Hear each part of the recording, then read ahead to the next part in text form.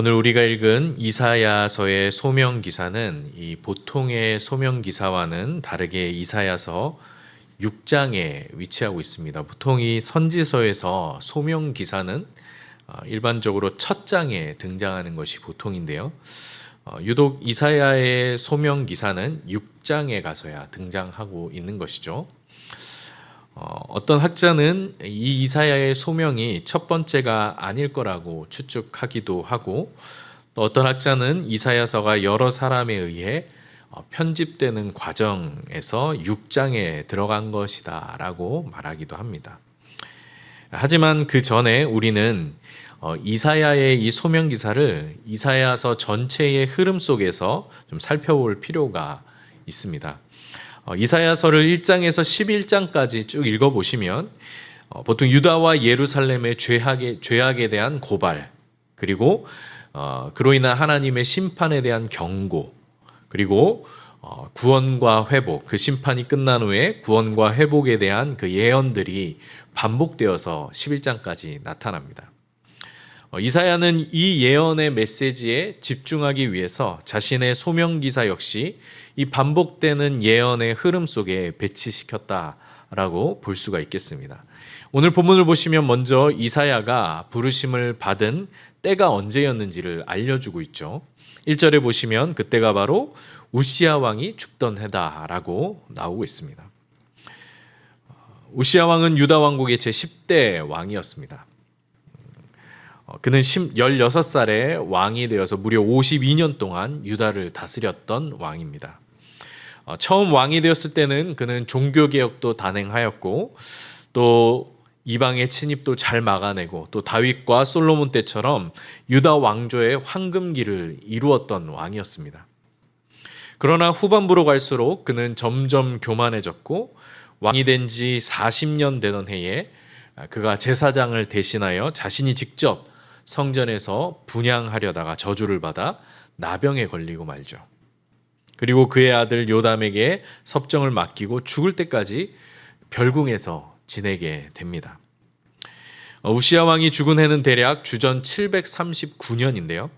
그 해에 이사야는 환상을 통해 이 보좌에 앉으신 하나님을 보게 되죠. 그 보좌는 높이 들려 있었고 하나님의 옷자락이 성전을 가득 메우고 있었다라고 말합니다. 이어서 하나님을 보좌하는 스랍들이 등장하는데요. 스랍은 성경에서 이 환상에만 구체적으로 언급된 천상의 존재들입니다. 이들은 하나님과 가장 가까운 곳에서 하나님을 보좌하고 있죠. 그런데 이 스랍들조차도 하나님 앞에서 날개로 자기의 얼굴과 발을 가리고 있습니다. 그만큼 하나님의 그 영광의 빛이 얼마나 밝고 찬란했는지를 잘 보여주고 있는 것이죠. 이어지는 3절에서 스랍들은 큰 소리로 하나님의 거룩과 영광을 찬양합니다. 그 소리가 얼마나 큰지 성전 문지방의 터가 흔들릴 정도였다라고 말하죠. 하나님은 스랍들의 웅장한 찬양과 성전에 가득한 그 연기 가운데에 임재하셨습니다. 여러분께서 이러한 하나님의 임재를 보았다면 어떻게 반응하시겠습니까? 보통 연말이 되면은 베토벤의 교향곡 9번 마지막 합창 부분에서 온 수백 명이나 되는 이 찬양대가 하나님의 영광을 찬양하는 그러한 모습들을 보면, 그 소리를 들으면 마음이 웅장해지고 또 감동이 되고 마치 하나님께서 그 찬양 중에 임재하시는 것과 같은, 그래서 어떤 사람들은 자리에 일어나서 그 찬양을 듣게 되는 그런 모습들도 우리가 보게 됩니다. 이처럼 많은 사람들이 그러한 하나님의 임재를 사모하고 또 심지어 하나님을 눈으로 직접 보고 싶어 합니다. 특히 지금처럼 과학이 발달하고 눈으로 보이는 것과 실증할 수 있는 것만을 믿는 시대에는 더더욱 하나님을 눈으로 보고 싶어 하고 손으로 만지고 싶어 하는 것이죠. 그래서 아마도 이사야와 같이 하나님의 임재를 눈으로 목격하게 된다면 매우 기뻐하고 흥분할지도 모르겠습니다. 그런데 5절에 보시면 하나님의 임재를 목격한 이사야가 어떻게 반응하고 있습니까? 기뻐하기보다는 크게 두려워하고 있습니다. 그리고 화로다 나여 망하게 되었도다라고 탄식하는 장면을 보게 되죠. 이사야는 왜 이런 반응을 보인 것일까요? 5절을 계속 보시면 이사야는 자기의 입술이 부정하고 또 그런 백성들과 함께 살면서 왕이신 여호와를 배웠기 때문이다라고 말하고 있습니다. 아무런 죄도 짓지 않고 성실히 살던 사람이 왕의 부름을 받는다라면 두려움 없이 오히려 기쁨으로 왕의 앞에 서게 되겠죠. 그러나 죄를 짓고 숨어 살던 사람이 왕의 부름을 받는다면 그것은 기쁨이 아니라 왕 앞에서 두려워 떨면서 왕의 얼굴도 제대로 쳐다보지 못할 것입니다. 하물며 만왕의 왕이시고 거룩하신 그 하나님 앞에 선 이사야는 자신의 부정함을 인식하지 않을 수 없었던 것이죠. 자신의 입술이 부정하다라고 말한 것은 입술만 부정하고 다른 것은 깨끗하다라는 뜻이 아니라 자신의 모든 부정함을 대표하는 표현으로 봐야 합니다. 잠언 13장 3절에서도 입의 부정함이 모든 부정함의 원흉이라는 것을 이렇게 표현합니다. 입을 지키는 자는 자기의 생명을 보전하나 입술을 크게 벌리는 자에게는 멸망이 오느니라. 이렇게 입술의 죄가, 입의 부정함이 모든 부정함의 원흉이 된다, 원인이 된다라고 말하고 있죠. 뿐만 아니라 이사야는 자신이 입술이 부정한 백성 중에 살고 있다라고 말합니다. 이는 자신이 이스라엘 중에서 하나님의 부르심을 받을 만한 특별한 사람이 아니라는 고백입니다. 이사야 자신도 이스라엘의 죄악 중에 거하고 있고 이스라엘 사람 중에서 특별히 자신이 깨끗하거나 의로운 사람이 아니라는 고백인 것이죠. 따라서 그는 만왕의 왕이신 하나님의 그 부르심 앞에서 두려워 떨 수밖에 없었습니다. 성경에서 하나님의 부르심을 경험한 사람들은 하나같이 기뻐하기보다는 두려워했고 자신의 연약함과 부정함을 하나님 앞에 고백했던 모습들을 보게 됩니다. 모세는 그를 애굽으로 보내시려는 하나님의 그 부르심 앞에 내가 누구이기에 바로에게 가며 이스라엘 자손을 애굽에서 인도하여 내리까라고 말하면서 오 주여 보낼 만한 자를 보내소서라고 외쳤습니다. 예레미야는 여호와께서 그가 태어나기 전부터 이미 선지자로 택하셨다는 하나님의 부르심을 듣고 슬프도소이다 주 여호와여 보소서 나는 아이라 말할 줄을 알지 못하나이다 라고 말했습니다.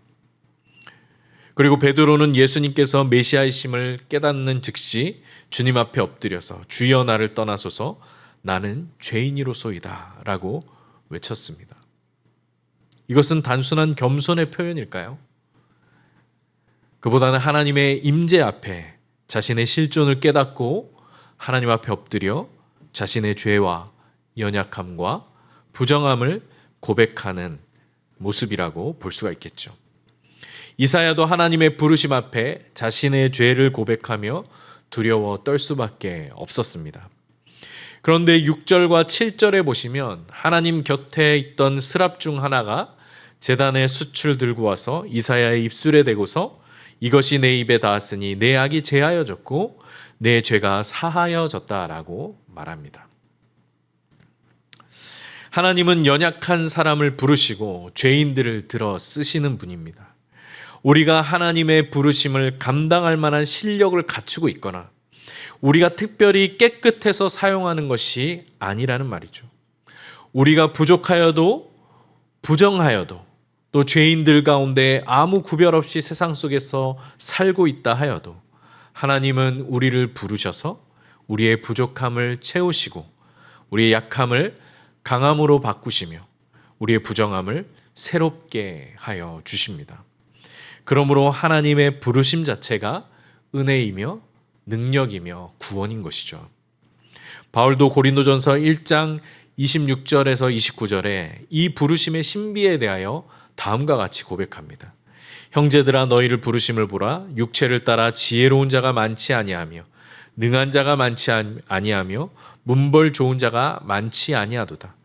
그러나 하나님께서 세상의 미련한 것들을 택하사 지혜 있는 자들을 부끄럽게 하려 하시고 세상의 약한 것들을 택하사 강한 것들을 부끄럽게 하려 하시며 하나님께서 세상의 천한 것들과 멸시받는 것들과 없는 것들을 택하사 있는 것들을 폐하려 하시나니 이는 아무 육체도 하나님 앞에서 자랑하지 못하게 하려 하심이라 라고 말합니다.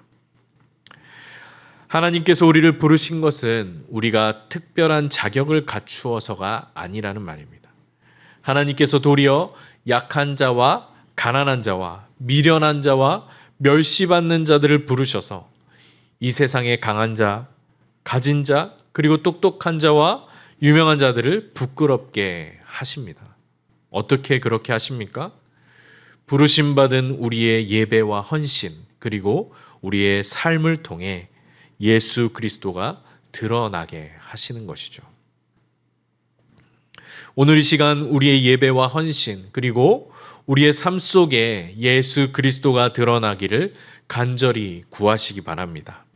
하나님께서 우리를 통해 세상에 지혜 있는 것과 강한 것과 있는 것을 부끄럽게 하시는 그러한 역사가 우리 삶을 통해 있기를 간절히 구하시는 우리 성도님들이 되시길 바랍니다. 그렇다면 이사야는 어떤 일로 부름을 받았을까요? 우리 읽진 않았는데 우리 9절과 10절, 6장 9절과 10절을 다 같이 한 목소리 읽어보겠습니다. 여호와께서 이르시되 가서 이 백성에게 이르기를 너희가 듣기는 들어도 깨닫지 못할 것이요 보기는 보아도 알지 못하리라 하여 이 백성의 마음을 둔하게 하며 그들의 귀가 막히고 그들의 눈이 감기게 하라. 염려하건대 그들이 눈으로 보고 귀로 듣고 마음으로 깨닫고 다시 돌아와 고침을 받을까 하노라 하시기로.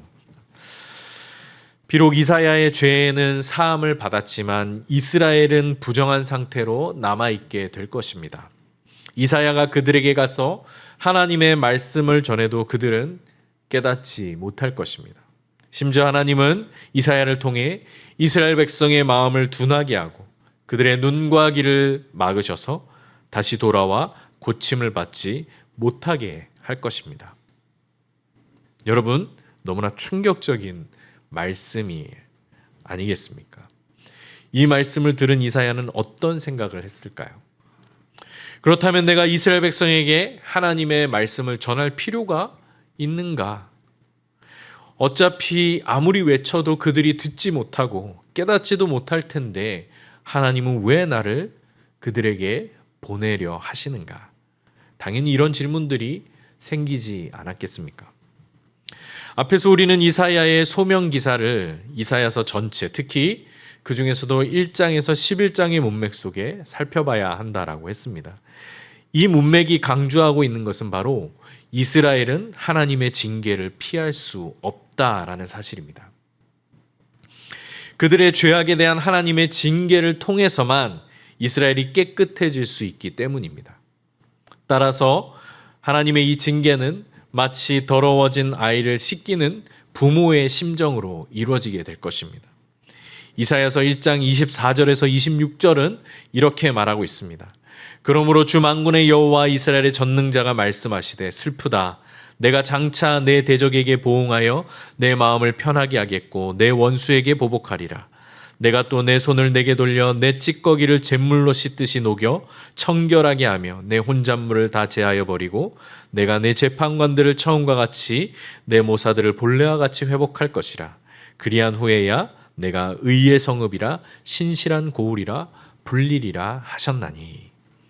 여기서 여호와께서 어떤 대적과 원수에게 보응하시고 보복하신다라고 하시는데 그들이 바로 유다, 예루살렘 백성을 말하는 것입니다. 특히 그 중에서도 예루살렘의 패역한 고관들과 지도자들을 가리키고 있는 말입니다. 예루살렘을 향한 하나님의 심판은 그 성 안의 찌꺼기와 혼잣물을 제거하는 과정이 될 것입니다. 즉 패역한 고관들과 지도자들을 제거하는 그러한 과정이 될 것이라는 말이죠. 이 과정을 통해 예루살렘은 다시 의의 성읍, 신실한 고울이라 불리게 될 것입니다. 그때까지 이사야가 아무리 유다와 예루살렘을 향해 하나님의 말씀을 외쳐도 그들은 깨닫지도 돌이키지도 않을 것이요. 그리고 이로 인해 이스라엘 백성의 완악함이 드러나게 될 것입니다. 이사야는 이처럼 이스라엘 백성을 돌이키기 위한 사역이 아니라 이스라엘 백성의 완악함을 드러내는 사역에 부름을 받게 된 것입니다. 아마 선지자로 부름을 받는다라고 한다면 누구나 백성들을 회개시키고 하나님께로 돌이키게 만드는 사역을 꿈꾸게 될 것입니다. 그런데 아무리 말씀을 외쳐도 듣지 않고 깨닫지 않는 백성들에게 보냄을 받는다라면 누가 그 자리로 가고 싶어 하겠습니까? 그런 열매 없는 사역의 자리에 누가 가려 하겠습니까? 하지만 하나님께서 그 부르신 자를 이해할 수 없는 사명의 자리로 보내시는 것은 성경에서 결코 낯선 장면이 아니라는 것입니다. 모세는 이스라엘 백성의 구원을 위해 바로 왕에게로 나아갔지만 하나님께서 바로 왕을 어떻게 하셨습니까? 그의 마음을 완악하게 하시죠. 모세가 말해도 듣지 않도록 바로의 마음을 완악하게 하십니다. 선지자 요나는 어땠습니까? 하나님을 멸시하고 우상을 숭배하며 이스라엘과 원수지간에 있는 아수르의 수도 니느웨로 가서 회개를 선포하라는 부르심을 받았습니다. 그리고 우리 주님께서는 인류의 죄를 속하기 위하여 십자가에 달려 죽어야 하는 부르심을 받았죠. 이에 예수님도 십자가 처형을 앞두시고 겟세마네에서 기도하실 때 아버지여 만일 할만하시거든 이 잔을 내게서 지나가게 하옵소서라고 기도하셨습니다. 이처럼 하나님의 부르심을 받은 자는 자기의 뜻과 소원을 버리고 오직 하나님의 뜻을 향해 나아가야 하는 것입니다. 하나님께서 때로 나를 이해할 수 없는 사명의 자리로 이끄실 때도 있을 것입니다. 도저히 품을 수 없는 사람을 품게 하시고 아무런 열매도 없는 일을 섬기게도 하시며 자랑은커녕 멸시와 조롱을 견뎌야 하는 자리에 나를 보내시기도 하십니다. 하나님께서 이러한 이해할 수 없는 사명의 자리로 우리를 부르실 때에 자기를 부인하고 자기 십자가를 지고 주님을 따르시는 성도님들이 되시길 바랍니다.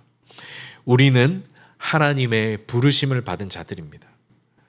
부르심을 받은 자는 그 부르신 자를 위해서 마땅히 충성해야 하는 것입니다. 부르심이 곧 은혜요, 부르심이 곧 능력이라는 사실을 잊지 마시기 바랍니다.